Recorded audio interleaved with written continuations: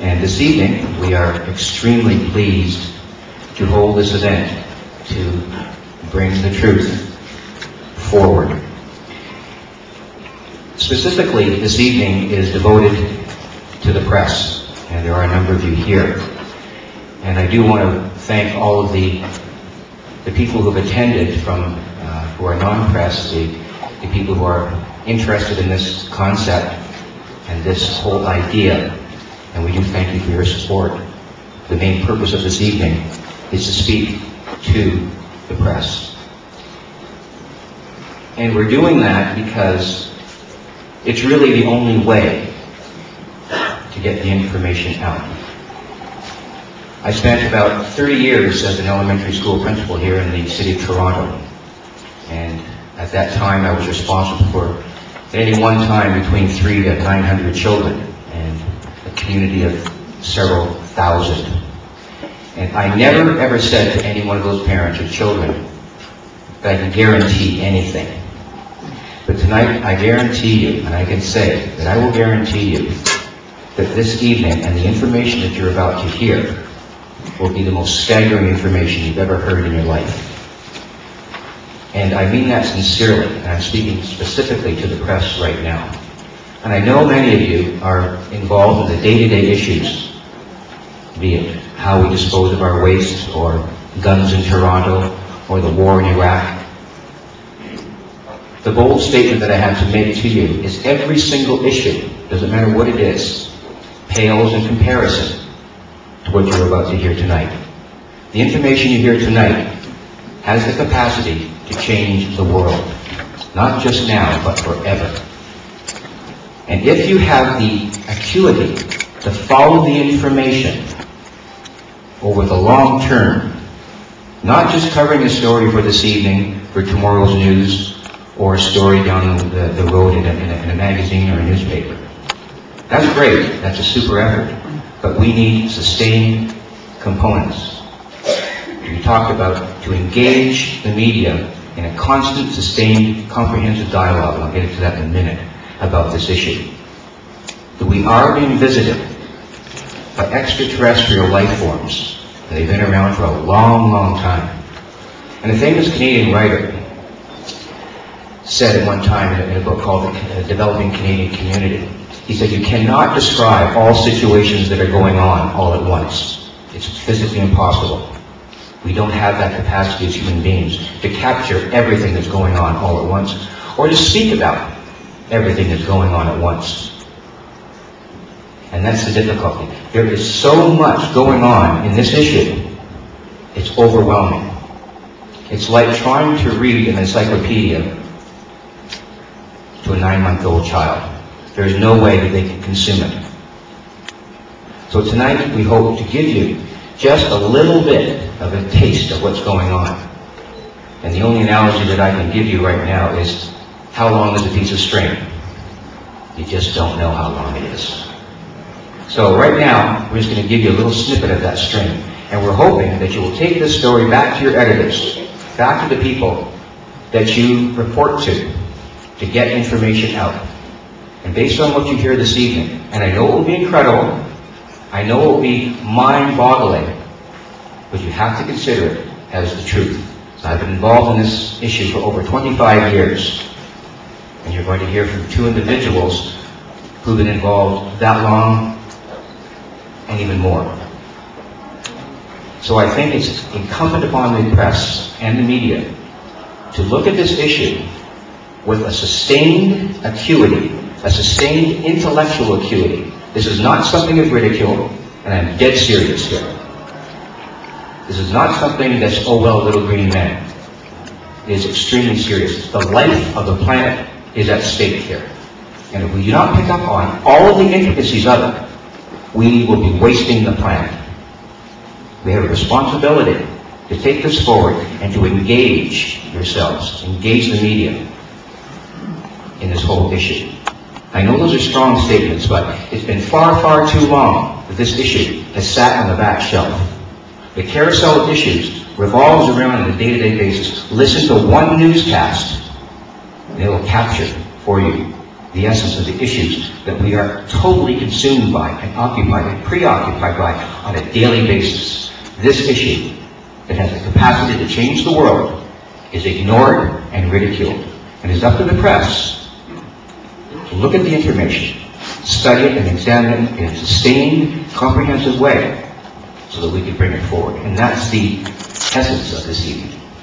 I'm hoping that that message comes through loud and clear.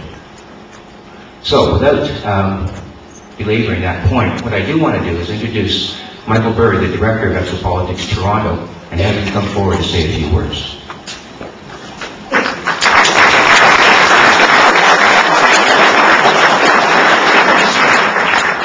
Thank you, Victor.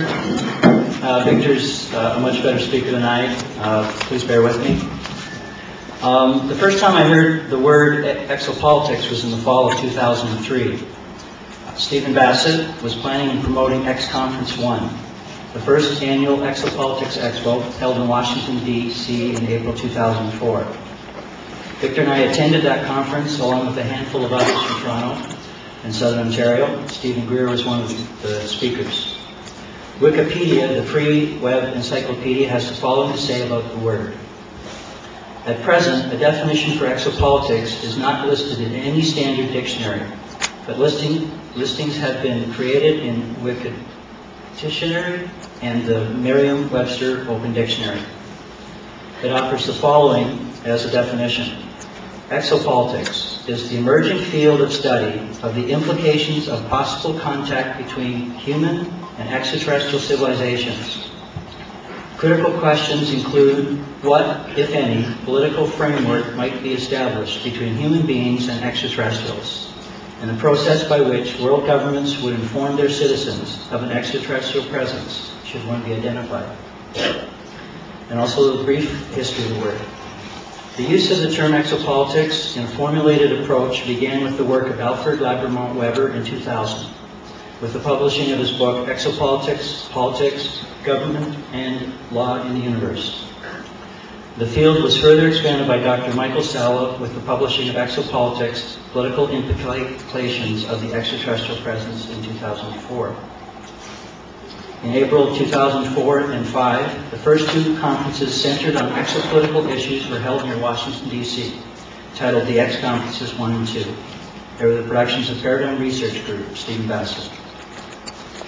In 2005, former Canadian Minister of National Defence and Deputy Prime Minister, the Honourable Paul Hellyer, publicly disclosed his belief in an extraterrestrial presence, including a crashed extraterrestrial vehicle near Roswell, New Mexico, in July of 1947, at an Exopolitics Symposium in Toronto on September 25, 2005. Tonight, Exopolitics Toronto again, with the help of the Honourable Paul Hellyer, and for the first time, Dr. Stephen Greer, are providing an exopolitical update. Not to take away from the presentations by Stephen Bassett, Richard Dole, and Stanton Friedman last September, Paul's participation was enormous. When he got up on stage in front of 400 people and TV Ontario and Discovery Channel film crews at Convocation Hall and said, UFOs are as real as the airplanes that fly over our head. He wittingly or unwittingly scored not a home run, but a grand slam for truth. His courage and message continues to circle the world. Paulo Harris, who couldn't make the trip to Toronto because of illness, has made Paul an icon in Italy. Next month, Paul will be the keynote speaker at the ET Civilization and World Peace Conference on Hawaii, organized by Michael Salla. I will be attending the conference to be part of the Canadian cheering squad for Paul.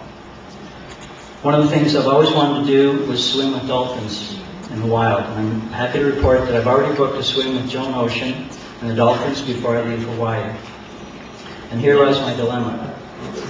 Less than 2 weeks ago, approximately 400 bottleneck dolphins washed ashore on the coast of Sandoval. No one knows what caused their deaths. Many people suspect the HAARP program, where the depths of the oceans are being bombarded by high-frequency noise. If while I'm swimming with the dolphins, what if I sense that they are in pain? What if I hear their cries? What am I supposed to tell them?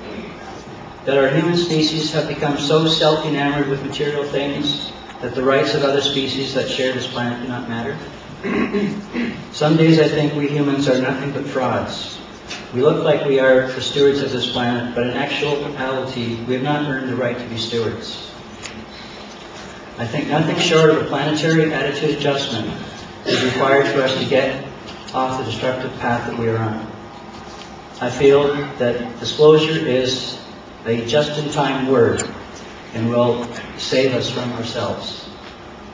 I don't have a crystal ball, and I don't know what the future holds in store for us, but my hope is that our governments, with our help, will realize that continued lying damages us all. It undermines our true potential and our place in the universe. There is no reason to withhold the truth anymore. It is just around the corner, waiting to be born. I think most of us know that.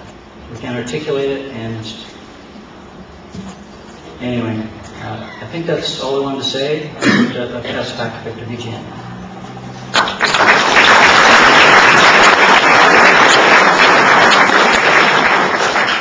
Thank you, Michael. Just before we get to the witness testimony, which will probably be the meat and potatoes of the evening, I'd like to let you know that the disclosure DVD that we have will be on sale at the end of the evening. Please, you'll be able to see David Shishchak over here to my left, and he will be at the back table to sell that to you if you wish. But it is a 2-hour-long DVD that has all of the, well, not all, but most of the witness testimony that's of relevance. And in talking with Dr. Greer, we're up to well over that, multiple numbers of witnesses. You just can't get it all in one DVD. We are only going to look this evening, because of time, at maybe 3 or 4. I've got it set up on the computer that we can listen to. I would guess, depending on how things go, 3 to 4, possibly 6 of the witnesses, depending on how much time it takes. Because I do want you to hear the statements by Dr. Greer and by Paul Hellyer, and then to engage in a question and answer following them. So that's where we're going to go now. I'll just do a very brief introduction of where we're going for the evening, and we'll take it over from there with the DVD in a moment. What I'd like to do is, want to take this thing off so I don't ruin anybody's ears. What I'd like to do is just run through something very, very quickly with you, just to give you sort of an overview. And I want to let you know that there is just so much information, as I said earlier, that there's no way that we can encapsulate it this evening. I know Paul will try, I know Stephen will try. There's a very important meeting that happened this morning in Mr. Hellyer's office among the 3 of us, and the information amount was just overwhelming, coming from the exchange that Paul and Stephen had this afternoon. So if you've heard this before, bear with me. If you haven't heard it before, particularly the press, get the pencils going, because you won't hear anything like this again unless we have something like this in the future. This is a one-time shot. So basically, we're here to talk about that. Basics of the briefing. It's an update, as Michael said. We are involved in what we call the Canadian Disclosure Initiative, and that is sort of made up of three groups here in Toronto, myself and Michael, and our organization, Exopolitics Toronto, and the Disclosure Project, with the director, Dr. Stephen M. Greer from Virginia, and also the Institute for Cooperation in Space. The director is Alfred Weber. And the 3 of us have collaborated to develop the idea behind a Canadian Disclosure Initiative, to work with the press, to work with the government, hopefully moving towards some sort of engagement or dialogue, or to make it okay to talk about this stuff. To make it okay to talk about it. Right now, it's not okay. I spoke with the news director at one of the local radio stations about 3 months ago, and he laughed. He just laughed when I brought this up. We don't have time for that. That's the mentality that is out there. We need to change that today. And that's why we're here. So, these 3 organizations, NGOs, if you want to call them that, but we're working hard to make sure this information gets out and we begin to engage the press.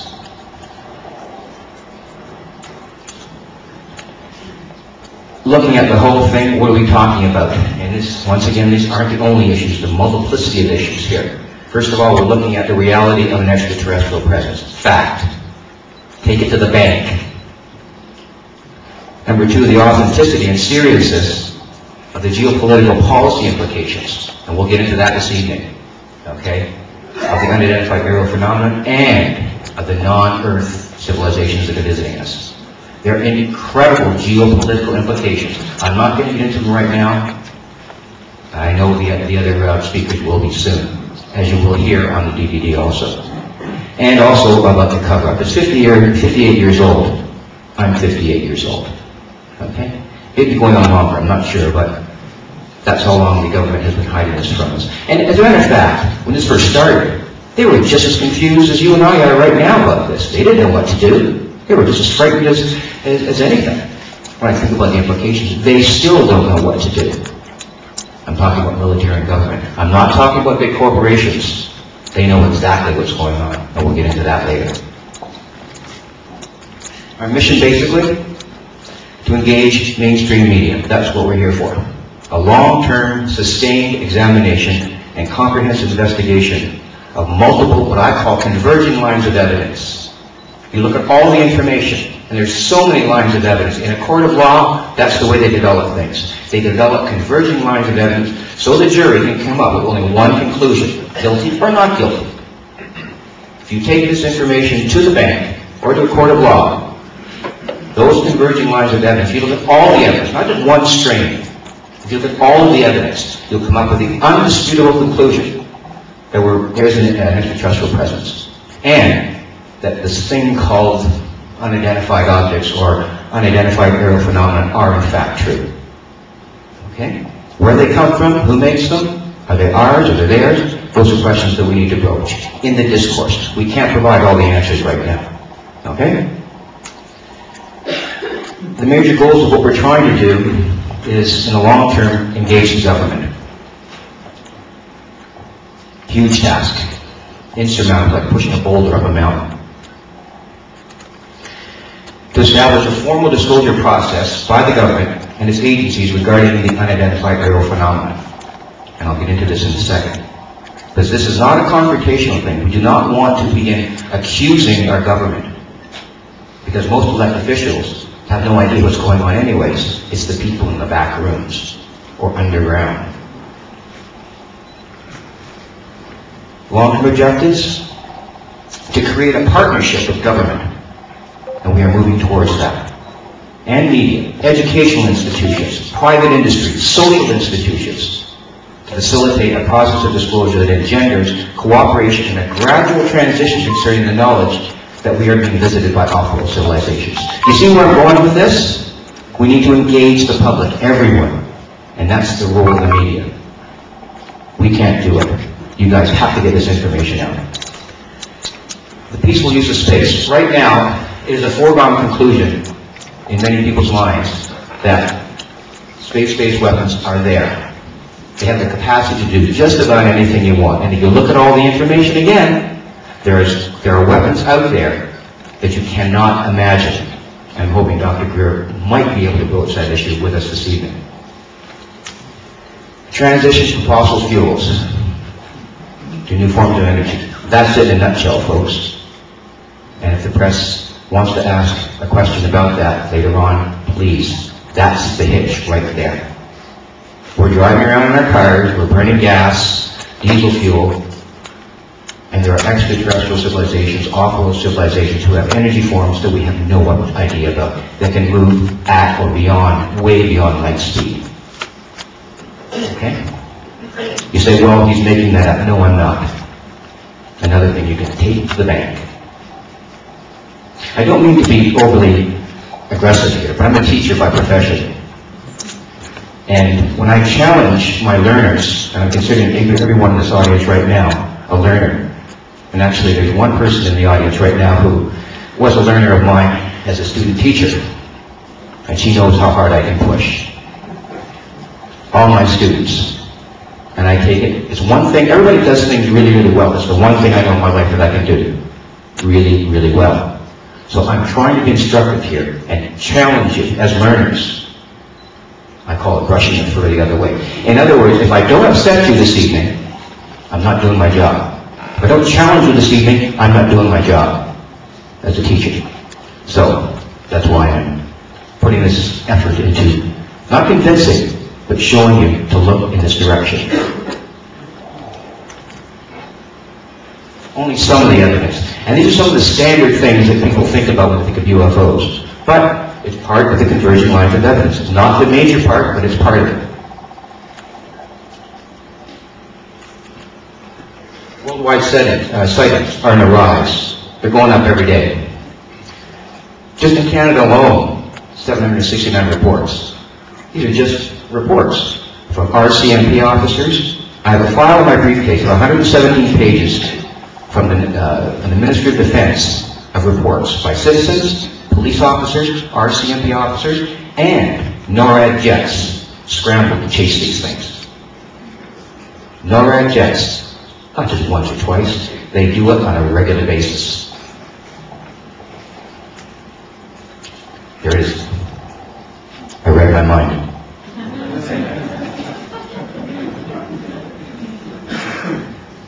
All those who are involved in psychability, raise my hand. Get it? Yeah. Okay.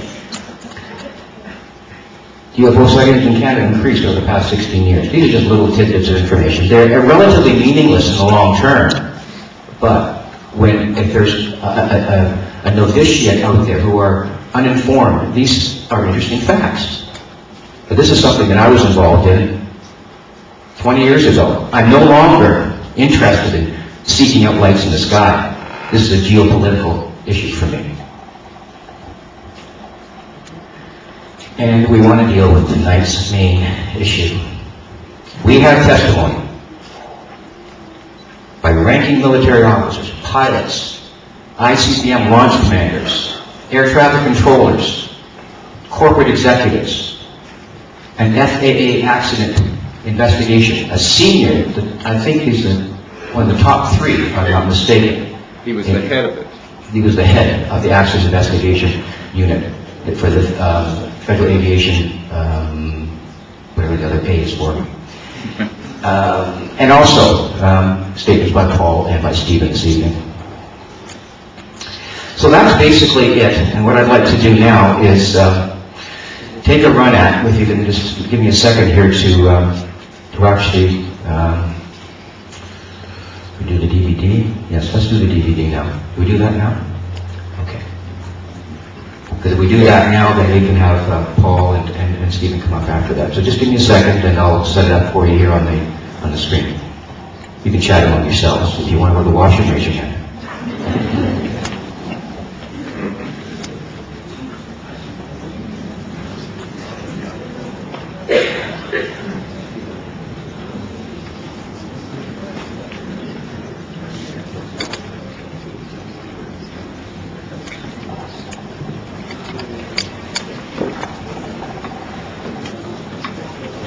Now, I should tell you that I will be bouncing around in this because the bookmark's set up. So I'll be going from speaker to speaker all over the place. So it will flow if you watch it for the full 2 hours. We just don't have time. So I'll be going back and forth, if that's okay with everyone.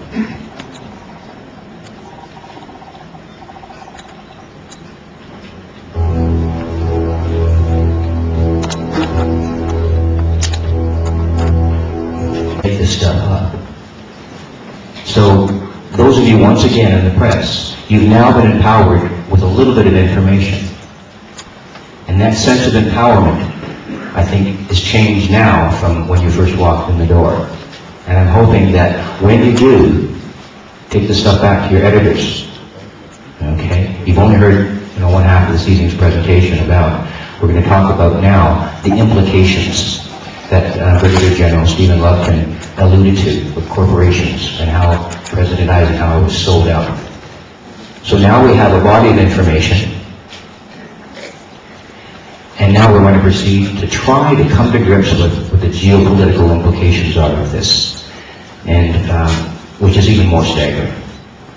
So what I'm going to do now is introduce someone that I feel very, very strongly about, and he came forward last September 25th. And he's not a ufologist. He's not someone who is steeped in this information. He's someone who has served our country in the bravest of ways by coming forward and using his name and his integrity. And believe me, when you get into this field, your integrity is at stake. Make no mistake about that. Criticism comes from all sections. So I wanted to introduce to you the Honorable Paul Hellyer, who, as you probably know, served as the Minister of National Defense under the Lester B. Pearson government here in Canada. And last September he said, as Michael alluded to, that UFOs are as real as the planes that fly over our head. And those words will resonate in Canadian society, as far as I'm concerned, until this issue comes to the forefront.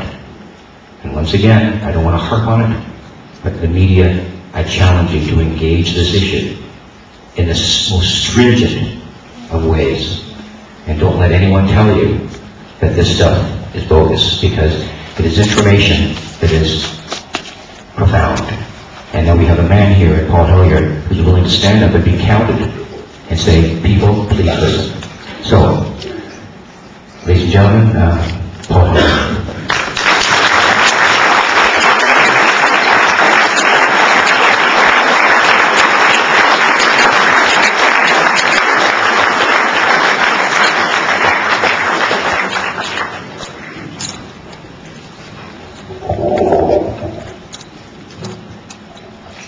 Thank you, Victor, and thank you, ladies and gentlemen, for coming out tonight and learning more about what I consider to be one of the most important subjects facing the future of the world at the present time. As Victor said last September, I went public as someone who believes that UFOs are real. I didn't do that on a whim. I was totally convinced. I read a book, which I would commend to any of you who are interested in the subject, written by Colonel Philip J. Corso, retired United States Army intelligence officer, who actually saw one of the cadavers and who was involved in feeding some of the wreckage from the Roswell crash into United States industry to be reverse engineered for the benefit of the United States military forces, the Army in particular, which was the force that he was working for, and also, as it turned out, for some of us.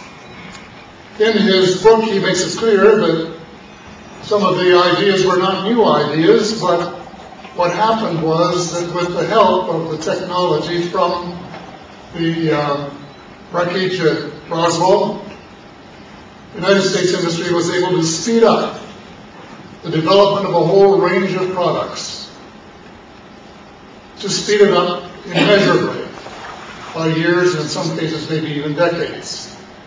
And so this was something that really influenced me, and I told this story in September. I'll repeat it again. I just happened to take this book with me when I was going on holiday last summer, and I was reading it. My nephew, Philip, came along, asked me what I was reading, and I told him, gave him a little bit of the information from the book, and he said, well, I'm very skeptical, and walked away. 2 days later, he phoned me and said, I just talked to my friend, who's a retired general in the United States Air Force, and I mentioned the book to him, and he said, every word is true and more. Well, that was good to hear when I had already made up my mind that this was authentic stuff. I went through my mind and said, is it possible that someone could fabricate this story?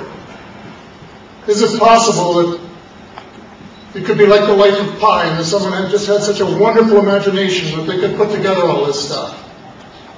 And I came to the conclusion that the answer was no.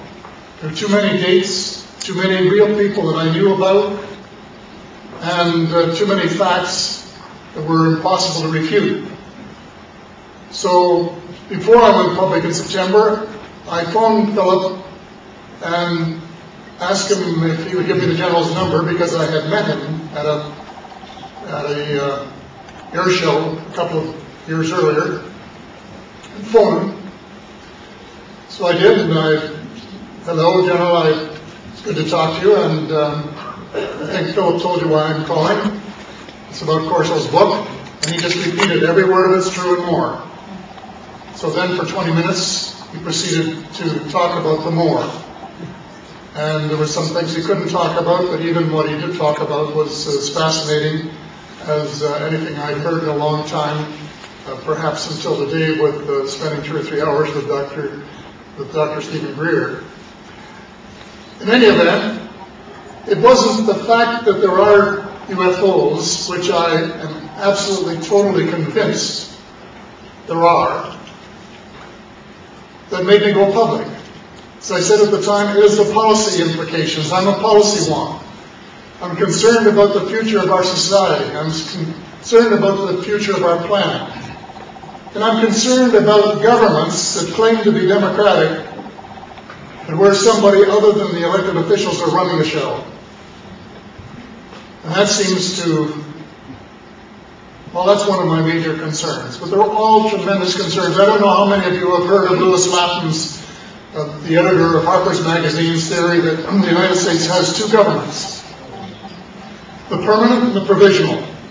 The permanent government consists of the Fortune 500, the big legal firms in Washington that do their legal work, and the big public relations firms in Washington that do their public relations, and the top civil servants, both civil and military.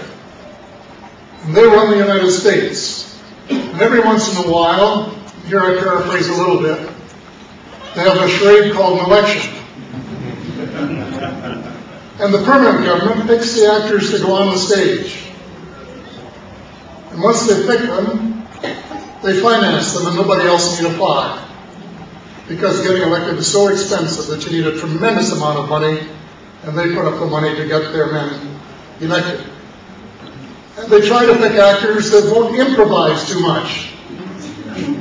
They will read the scripts the way they're written. And then they don't always tell them everything. Something I'm finding out as I'm digging deeper and deeper into this is that there are at least 2 presidents of the United States who are not fully briefed on the subject we're talking about tonight. And you might say, you've got to be kidding. But I'm not kidding. This is so tightly held that even chiefs of intelligence and presidents of the United States have not been fully apprised as to what's going on and why.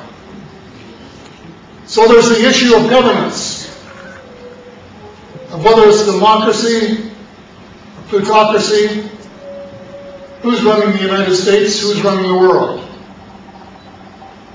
Well, often, and I know this from experience, it's not the people you elect and hold accountable. It's a lot of people who are unelected and not held accountable. And then the second major issue is the question of saving the planet literally. We've been talking about the Kyoto Agreement. Our government has shown a lack of enthusiasm for it. We can see the polar ice caps melting. There's evidence all around us that we're in danger if we don't do something. And it's just a question of time. It isn't a question of if, it's only a question of when. And what we have to answer is, do we care? We will probably live out our natural lives. Why aren't they revealing it and working on saving the planet now? Well, the answer, I think you probably know, is because there are a lot of people with trillions of dollars invested in oil fields that don't really want this information out for quite a long while until the oil fields are depleted and they've got their money out 3 or 4 times over. Now that's maybe speculation, but you don't have to be a wizard to know what would happen if the information came out and we had to adapt. We could adapt, but it would cause a very great disruption. And a lot of people would lose a lot of money. And I know a lot of people that don't like losing a lot of money, especially if they've got a lot of power and can avoid it.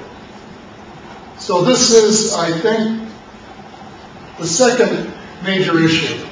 Well, and the third one, which I think is equally important, is that as Minister of National Defense, I sort of understand to a certain extent the military mind.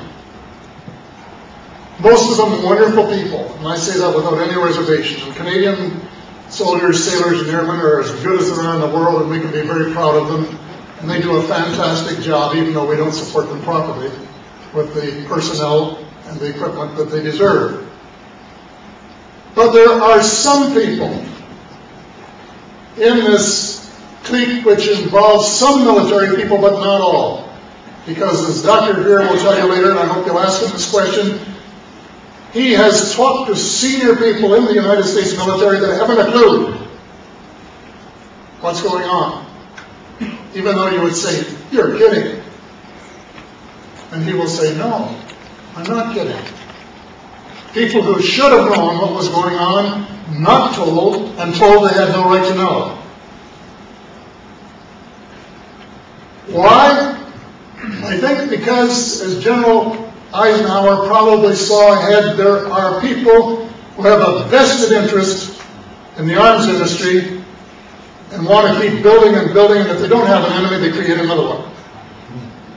So first you have the Cold War, and then you have a phony war against terrorism, and then when that runs out, you're going to be faced with this extraterrestrial threat, and we, the people of the world, are going to have to get together and squander all of our money to build defenses to try and protect ourselves against the ETs. Even though they've probably been here for 2,000 years and haven't done us any great harm in all that time. Well, this is tremendously important. And, you know, in Colonel Corso's book, he talks about Star Wars years ago. What was the purpose? Primarily to prepare a defense against the ETs. And what is a lot of the reverse engineering and new engineering and some of these sophisticated weapon systems being about? To prepare weapons to shoot them down. And if we start shooting them down, when they're probably still decades or centuries ahead of us in technology, are they going to like it? And if they don't like it, what are they going to do about it? And I don't want to know the answer to that question, because I don't want us to take them on for size. I want, as a lot of members of the Exopolitics Institute want, is to try and make contact and say, what can we learn from you that will help us save our planet, save our civilization, reduce some of the disparity between the wealthiest people of the world and the poorest, and give us a more abundant life for everyone here. Because that is possible.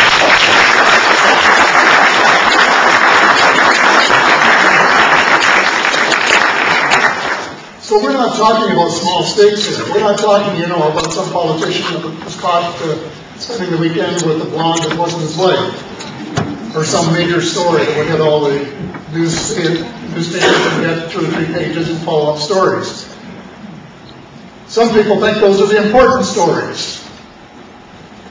I haven't been involved in one so far. Trying to escape. Or maybe interesting, you know, a little titillation, that kind of thing. But in the long run, they don't matter who. But who's running the world matters. Whether we save the world or not matters. And whether we get into an intergalactic war matters, because all of us are inevitably going to be affected directly or indirectly in some way that we would really not want to see. So that's basically the reason I'm here. Dr. Greer is the expert. I'll leave the technical questions to him, because I've never talked to anyone who has known as much about all of these things as he does. He blew my mind for 2.5 hours today. And I know that he won't talk about all the things because he won't have time. But I think he will answer your questions about anything you want to know about the U.S. military, who knows, what they know, why the right people don't know, and why we're not getting the information that we deserve to have. So I just hope you'll give him a very warm reception, and I just say thank God for Dr. Greer and people like him, but especially Dr. Greer for his disclosure project. If you get one of his DVDs and watch it through about twice, you'll want to go out and march on Parliament Hill and say, look, start an inquiry, find out what this is all about. Lots of witnesses that he could bring up that would talk openly about the problems, and get it all out in the open before it's too late, because that's what we really want. That's what it's all about. Thank you.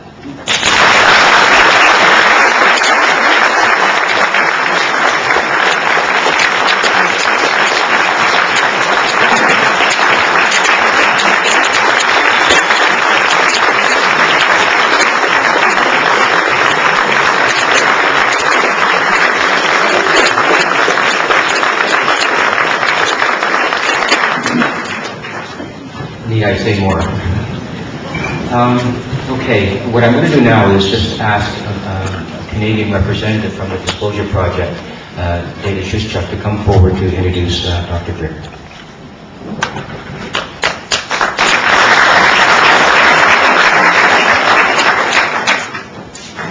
Thanks, Victor. My name is David Schuschuk, and I've been involved with the Disclosure Project in a pretty small way in Toronto for the last 4 years.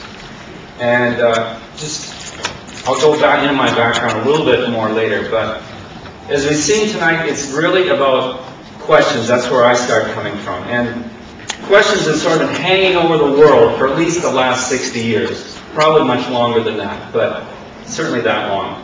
And just to go over those questions, it's 3 of them. And again, we have, why are we still using obsolete and polluting energy generation and transportation technology when effective alternatives are known and have been demonstrated?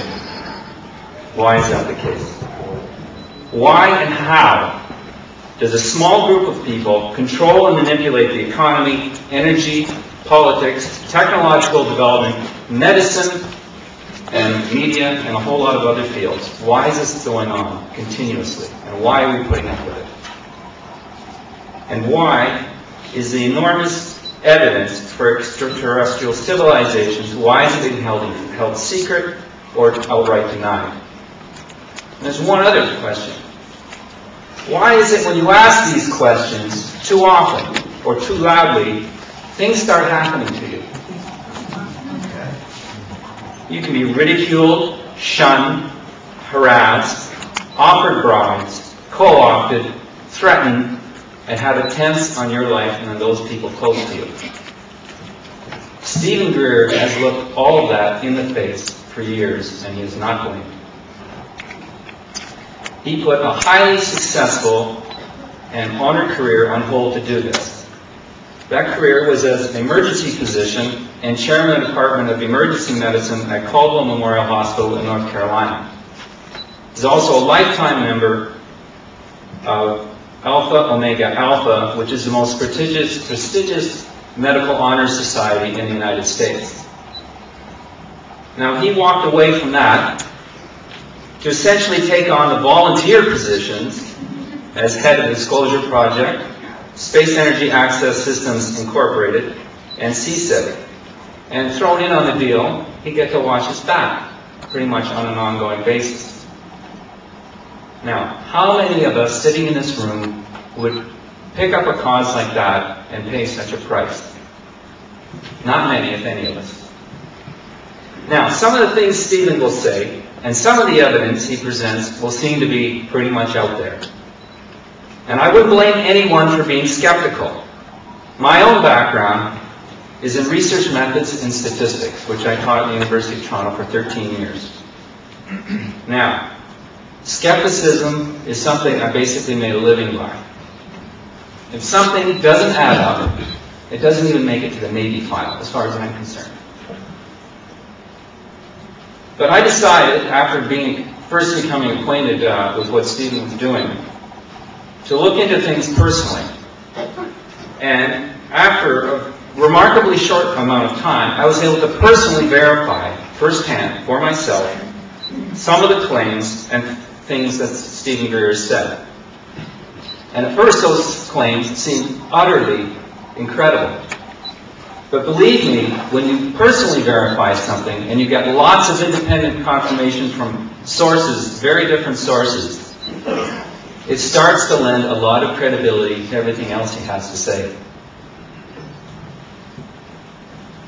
Now, if Stephen Greer says to you that he had a meeting with a certain public official and that certain things were discussed, or that certain events took place that aren't commonly known or discussed, you can be sure that it happened. Now, that doesn't mean you have to agree 100% with every conclusion he comes to. Certainly, I don't see eye to eye on every last bit of detail of his perspective, but that is neither here nor there. We need to be asking the questions and looking at the evidence that he and the Disclosure Project witnesses have brought to the table at great personal cost and risk. That evidence and those questions need to be part of everyday public discourse and political debate. The future of humanity demands on that debate at least taking place and then action being taken upon it. I suggest you take this opportunity to listen very closely to what he has to say. Please welcome Stephen Greer.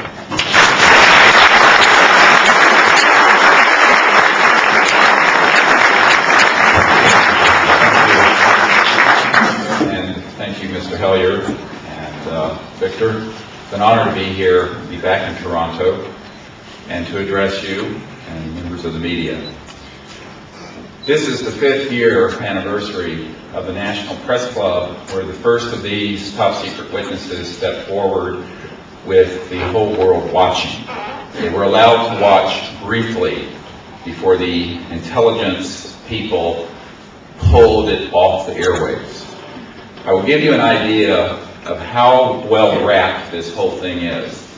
The National Press Club, 5 years ago today, with 22 of these military and intelligence witnesses in front of the world's cameras, and it being live webcasts on the internet.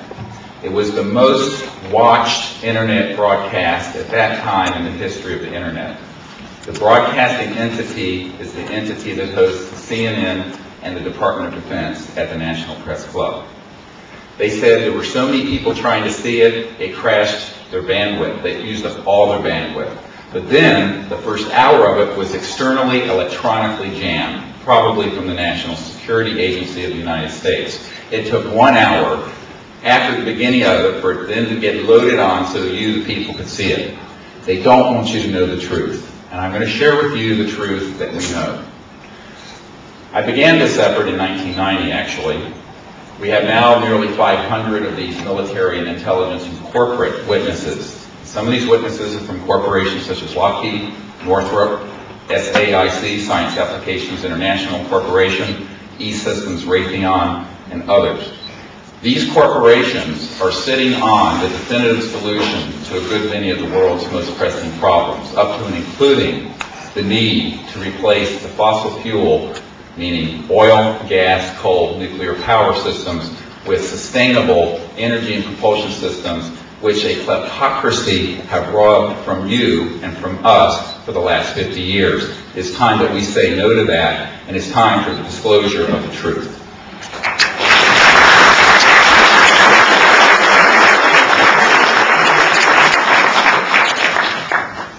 On December 13, 1993, I was in the unenviable, dreadful position of having been asked by the Director of Central Intelligence of the United States, who had just been appointed by President Clinton, to brief him and the Clinton administration on this problem. My uncle was the senior project engineer who designed the lunar module that landed on the moon. And I'm just a country doctor from North Carolina, actually. But I had an interest in this since childhood, and I began to study this very intensely beginning again in 1990. By 1993, we had identified several dozen of these military witnesses. We had identified nearly 4,000 cases where these objects had landed on terra firma and left physical evidence. We had identified over 3,000 military and civilian professional airline pilots who had encountered them with radar confirmation in many of those cases. We had several thousand pages of official, not hoax, officially released government documents that we had acquired from the United States, Canada, one of the most important documents is from Canada from 1951, and from the KGB files, which were translated for us. The memo I got from the point of contact to the Director of Central Intelligence said, Dr. Greer, the President and the CIA Director have made directed inquiries into this matter and have been denied access. This I thought to be a bold-faced lie, frankly. I said, this must be a prevarication. But I said, I'll come and brief him anyway, because I'm on no secret project, and I'll just share what I know. So, under the cover of a dinner party in Washington, outside Washington, Arlington, I was invited with my wife and the CIA Director and his wife, who was the Chief Operating Officer of the National Academy of Sciences, and my host and his wife. By the way, how you like this? The day that we went, I learned that the hostess had no idea who was coming for dinner. Imagine being the hostess with the mostess and being told, honey, Dr. Greer, who's an expert on extraterrestrial intelligence, and the Director of Central Intelligence is coming for dinner tonight. He wouldn't tell her until an hour or so before we arrived. Well, when this meeting began, I spent 10 minutes on the evidence. The CIA Director stopped me and said, I know these things are real, but I want to know why. As Mr. Hellyer said, I don't know about it. What are the implications of this secrecy? Who is keeping this secret from us? And what is their agenda?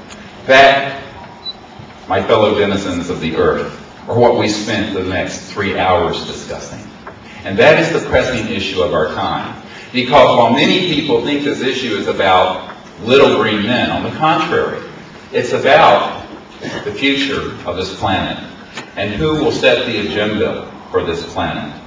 And will it be the people of the earth and their representatives, or will it be a kleptocracy who have stolen from us 50 years of our history, where we now face ourselves in war after war in the Middle East over oil, where we see both polar ice caps melting, where we have a clandestine operation which has already placed very powerful weapon systems in space which are tracking and targeting completely non-hostile extraterrestrial vehicles. This is of the utmost importance. Shortly after this meeting with the CIA Director, a good friend of the President's came to my home, and he said, you know, the President's very supportive of having this information come out, but he isn't going to do what you've asked.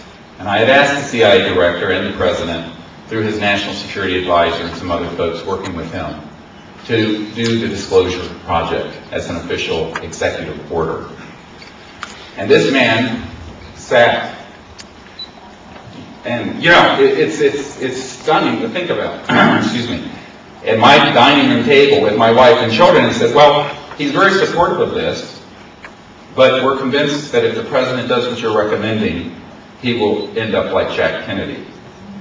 Which time I burst out laughing. I went, you know, I thought the man was, of course, joking. He stopped me and said, no, we are not joking. President Clinton did not want to pursue this. I have subsequently met, and this is a partial list I will share with you, ranking members of the Senate Intelligence Committee, Senator Richard Bryan, who was on that committee from the state of Nevada, where Nellis Air Force Base is located. I have personally briefed the head of the Defense Intelligence Agency, the head of intelligence for the Joint Staff, and also the Secretary General of the United Nations and his family, Boutros Boutros-Ghali, amongst others. What I found was that the vast majority of people that we think are running our governments are being lied to or denied access. And this permanent, if you will, government, as opposed to the provisional one, I like that analogy, is the one running the show. We have neither elected them nor appointed them. The problem with that, as Eisenhower warned in his last address to the nation in 1961 as he was leaving office, when he said, beware the military-industrial complex because it will get out of control and be a threat to our security and to our democracy.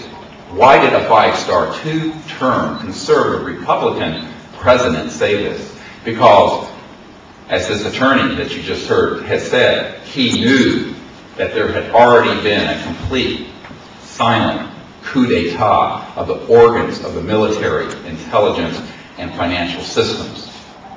This is a serious problem, and it's time for both the public and the media to take it very seriously. The issue cannot be overstated in terms of what its implications are. Imagine if this subject can be properly disclosed in Canada. This is my great hope to the north. I've almost despaired of the United States. I say this as a patriotic American whose mother's family were some of the original founders of the United States. And I look to Canada and I look to some other countries and say, perhaps you can reach your elected officials and ask them, and there's a petition for you to sign for this to happen, to hold open, secrecy-free hearings.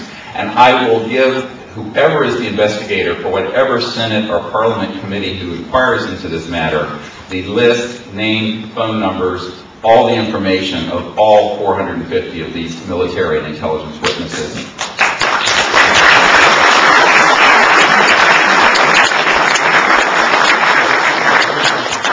We have, in many senses, reached a crossroads in our civilization. We have reached the point where we will have to close one chapter in the human experience. It is childhood's end. We must leave the rampages of adolescence behind and become a mature civilization, living together in peace on this planet and going out in space together in peace. There is only one future that is possible, and it is a future of peace and of disclosure and of truth. Without it, we will not be able to make this transition across this great divide between our dreams and the reality of a civilization which is reaching terminus. Make no mistake about it. As I flew up to Montreal to give a lecture up in Montreal this past weekend, fate put me beside the head of sustainability and the environment for a company you have here called Alcan. I guess you've heard, I wasn't familiar, but it's a $20 billion company, big aluminum company. And we started talking about this. He says, you know, nothing we are doing is sustainable at Alcan. It takes gigawatts of power for us to get aluminum, for us to make beverage cans, out of the ore. And we're burning fossil fuels and we're using all kinds of resources to do it. I said, yes, isn't that a shame? Because Ben Rich, the head of Lockheed Skunk Works, before he passed away, told 3 members of the Disclosure Project team that we already had the means to generate infinite amounts of energy, to travel among the stars at superluminal velocities, but that these technologies were locked away in a black box, and that it would take an act of God to get them out to the public. I'm quoting. I think it's time that perhaps maybe God works through us. It's time for us to say, all right, if our leaders will not do it, let the people lead the leaders, and they'll follow. Perhaps it is time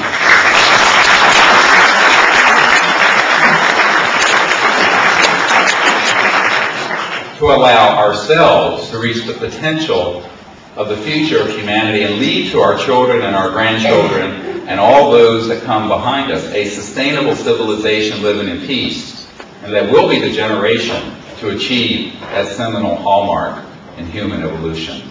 Thank you.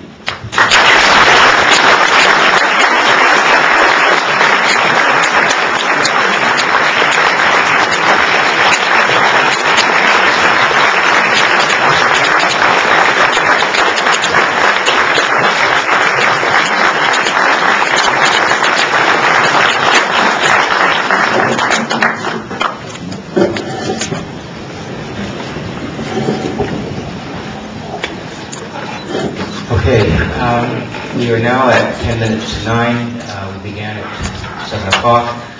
I wanted this to go no more than an hour and a half to 2.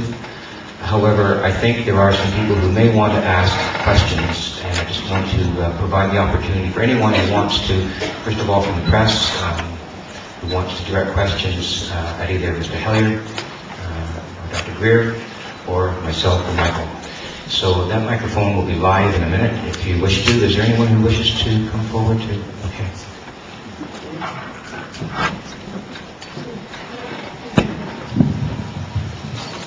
I'll just ask this generally. I think there's 2 things that became abundantly clear this evening, at ears are popping, and they are, first of all, I think you presented an extremely credible case that we are not alone. I think 1,000 people are supporting you, at least on that DVD, there's 400 it must be. I personally, as an educated, fairly engaged person, have no argument with that. I think it's more small-minded to think we are alone. Secondly, the point has been raised again and again that we are still struggling with the reality of our planet being populated by BS bastards and bozos in all the wrong places, and that's a problem I don't think we can fix tonight. It's been with us for 1,000 years, just like the ETs, and we're just going to have to work with it. My question to you, people who are so passionate about the presence and the possibilities of the ET realities, and I'm speaking here as a journalist, how can I have a close encounter with these people, or these beings, and do you? If you're so convinced of the presence as I am, there's got to be an impetus to communicate with them. However that can be managed, perhaps they don't have a language like we do. What are you doing to foster an interaction? Because I think that the real excitement of the planet would be engaged if there was also an ET at the front desk here that we could relate to. And just seeing all these talking heads again and again, it's just driving me crazy. I mean, I just want to get on the plane or the spaceship and go there, and I don't know how to do that. And I feel obligated as a journalist to make that effort. Can you help me get to the other side? It's a very good question. I want to make a comment that the original project was a disclosure project. The parent organization is CSETI, the Center for the Study of Extraterrestrial Intelligence, and it started as a project to go out to areas where these objects were being reported and using various types of telemetry and reconnaissance contact them. And we made that happen, and it did happen. This is how we first got on the radar screen of the head of Army Intelligence and then the CIA director and people like that. I've only touched 0.001% of what we're dealing with tonight. So it's a very good question, and it can be done. I encourage you to go to disclosureproject.org and look into that. The other point I'd like to make is that we have confirmation, and I'm not going to give the name yet because we're trying to coax this guy out of the closet, but one of the senior-most people in the SETI project, which is the Carl Sagan Search for Extraterrestrial Intelligence effort, has confirmed to the Disclosure Project, this is one of the senior-most people, that they have received multiple extraterrestrial signals, communicative signals, but that now they are getting external human, probably NRO, National Reconnaissance Officer, or NSA jamming of those signals, and they're getting very frustrated. The question is, why hasn't the SETI project, funded by Paul Allen, who's the co-founder of Microsoft, come forward with this information? I'm a little uncomfortable even mentioning this, except for the fact that the public needs to know that this effort, which has received a great deal of mainstream media attention, has actually confirmed to us from 2 inside sources that they have received extraterrestrial signals and have confirmed them as being extraterrestrial, and that they have become increasing in frequency and number. So you can make this sort of effort. I would say that, it's sort of a wrap-up of this. A few years ago, I was meeting with Senator Claiborne Pell, who sort of epitomizes noblesse oblige in the United States Senate. And he had wanted me to brief his staff on this issue. And he said, and at the time he was the chairman of the Senate Foreign Relations Committee. And a very nice, cute little story here.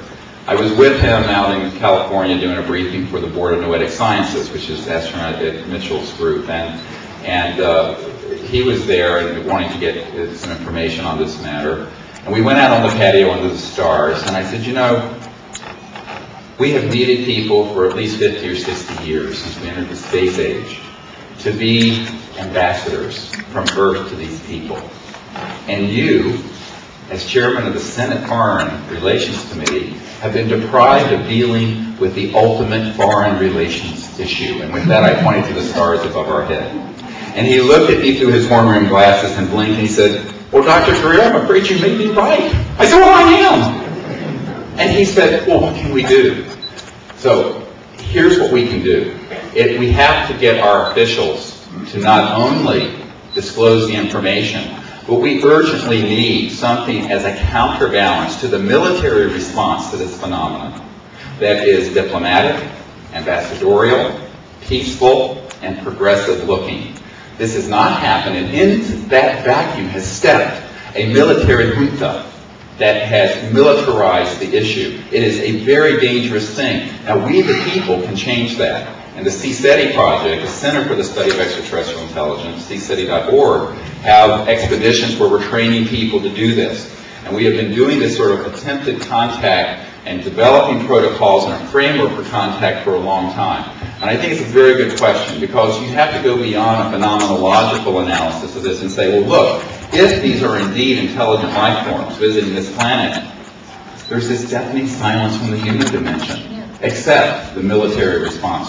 And I think it is time for us to have a more progressive and enlightened human response to the present. Thank you, Roger.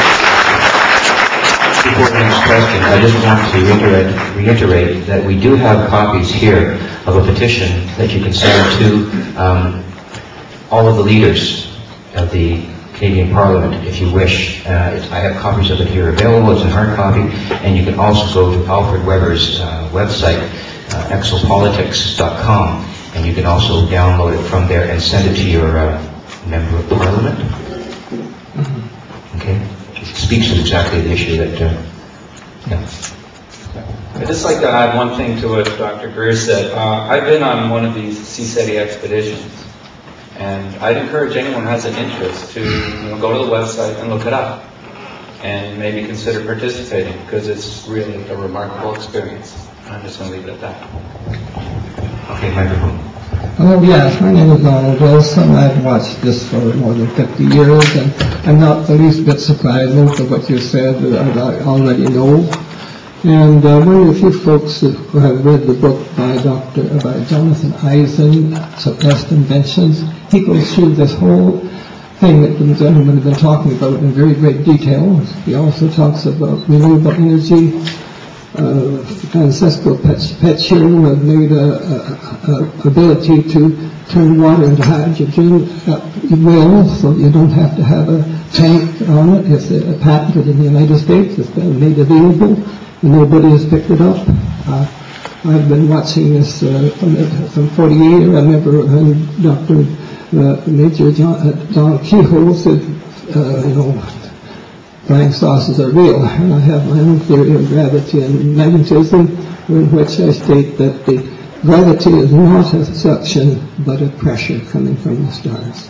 So I have a copy here if one of the guys would like it, and I'm really interested tonight, and I'm pleased that this has come forward.